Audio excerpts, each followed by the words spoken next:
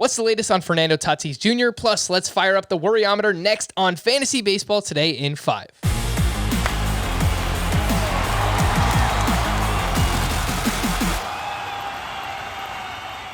Welcome into FBT in 5, a podcast that gets you caught up fast on the fantasy news and advice that you need to know. Follow and stream us on Spotify and anywhere else podcasts are found. Today is Wednesday, April 7th. I am Frank Stanfield, joined by Chris Towers. And the latest on Fernando Tatis Jr., he has been placed on the IL with slight labral tearing in his left shoulder. Chris, how are you handling this Fernando Tatis situation? And would you be trying to trade him for 75 cents, 80 cents on the dollar right now? Yeah, you can check out my trade chart on cbssports.com. And I wrote a little bit about this.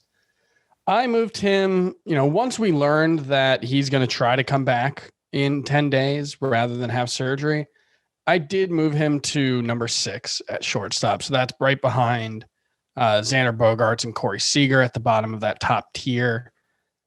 I think it's pretty unlikely that he's the 6th best shortstop the rest of the season. I think he, I guess he could just be pretty good, but the superstar upside is totally there. I was talking on the full podcast about how Hanley Ramirez had a similar issue in the 2007 season and put up a 38 homer, 68 stolen base pace after suffering his injury and over the final 3 months of the season. So it's entirely possible Fernando Tatis does stay healthy and is a superstar, but there's a lot of added risk as a result of this injury. There's, the risk that he doesn't play at a high level, but there's also definitely the risk that he re-injures this shoulder and ultimately does require surgery. And I think the Padres are just making a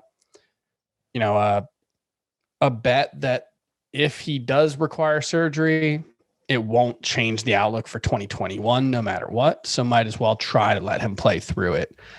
I would have a hard time trading for him. If I could get a Corey Seager or a Xander Bogaerts for him, I would definitely make that move, but I wouldn't be looking to move him for just anything. There is no bigger risk reward situation in fantasy baseball right now than Fernando Tatis. Yep. He could come back in 10 days and he could be Fernando Tatis and he could be a top 5 player and he could be awesome for fantasy.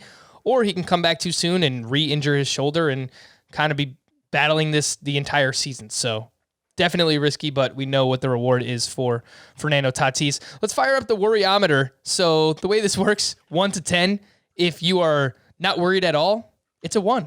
If you are seriously freaking out and you're panicking, it's a 10 on the Worryometer. So let's start with Keston Hiura, Chris, who is 0 for 15 with 8 strikeouts. He has a 31% swinging strike rate, and strikeouts were a huge issue for him last season. Where are you at on Keston Hiura, 1 to 10 on the Worryometer? Well, I'm definitely not concerned about him, given that this is the exact thing that went wrong for him last season. And, I want to see over the next couple of weeks for sure him cut that strikeout rate down and start to make more consistent contact. I think if he does that, everything else will follow. He's got a great swing when he's on, but his pitch recognition is non-existent right now, and he's got big holes. So I would say I'm between a 4 and a 5 on Keston here on the Worryometer. We'll call that a 4.5. Chris Paddack in his first start, 4 innings pitched, 2 earned runs, 3 walks, 3 strikeouts, only used 2 pitches. He was going up against the Arizona Diamondbacks on Sunday. He really just didn't look great, Chris. Where are you at on Paddack, 1 to 10? Again, I think it's between a 4 and a 5. It's for a lot of the same reasons. It's just this is the concern about Chris Paddack. He's continuing the bad trends from 2020. And so, over the next couple of starts, I really need to see him work that curveball in and find a way to make his fastball work a little better for him, because right now he really looks like a one-pitch pitcher and the changeup just isn't enough. Let's wrap up real quick with Nate Lowe versus Jonathan India. Both players are rostered in less than 50% of CBS leagues right now, and they had great games on Tuesday. Nate Lowe hit 2 home runs. Jonathan India went 3 for 4 with 4 RBI. Chris, who would you rather have between the two, Nate Lowe or Jonathan India? I think it's probably India, especially if you're talking about a roto league, just because I do think, he has the potential to add steals and batting average, where I think, Lowe is more of just a power RBI guy. And in the 2021 fantasy baseball climate, batting average and stolen bases are a lot harder to come by. So I think that's the direction I would lean, is to Jonathan India if you have to make a choice.